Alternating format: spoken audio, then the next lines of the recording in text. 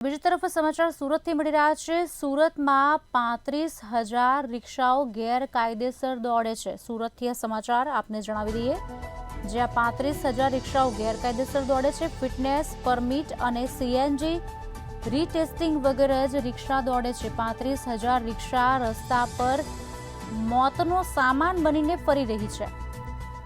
નવી ઓટો રિક્ષામાં 2 વર્ષે ફિટનેસ ચકાસણી કરાવવી જરૂરી બનતી હોય છે, ત્યારે દર વર્ષે ફિટનેસની ચકાસણી કરાવવાનો નિયમ પણ છે।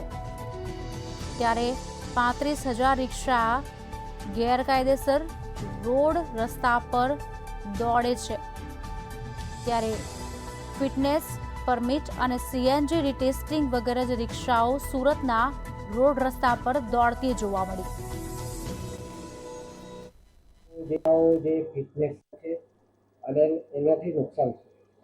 અંદાજિત સુરત શહેરમાં 30 થી 35,000 રિક્ષાઓ એવી છે જે કે ફિટનેસ વગર ફરે છે।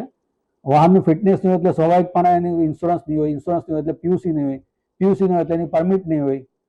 હવે હજારો લાખો લોકો રિક્ષામાં ફરે છે, આજે મુસાફરી કરે છે, જે પોતાના જીવના જોખમે જ કરે છે, કારણ કે ફિટનેસ હોતું નથી એટલે ઇન્સ્યોરન્સ હોતું નથી। હવે જો ધારો કે કોઈ અકસ્માત થાય તો એવા સંજોગોમાં લોકોને ઇન્સ્યોરન્સની બી કોઈ રકમ મળવાપાત્ર થતી નથી। આવા સંજોગોમાં કોઈ પણ એક સંસ્થા પર નિર્ભર નહીં રહેતા સરકારી તમામ સંસ્થાઓ એક્શનમાં આવવું પડે, જેમ કે પોલીસ છે, આરટીઓ છે, શિક્ષણ ખાતું છે, ને તેમજ ખાસ તો ટ્રેનિંગ સ્કૂલો જે છે, જ્યાં બાળકો નાના સ્કૂલના બાળકો જ્યાંથી જાય છે એ તમામ સ્કૂલોએ સુનિશ્ચિત કરવું જોઈએ કે ભાઈ અમારે ત્યાં જે બી વાહનો બાળકોને લેવા માટે આવે છે તેના તમામ દસ્તાવેજ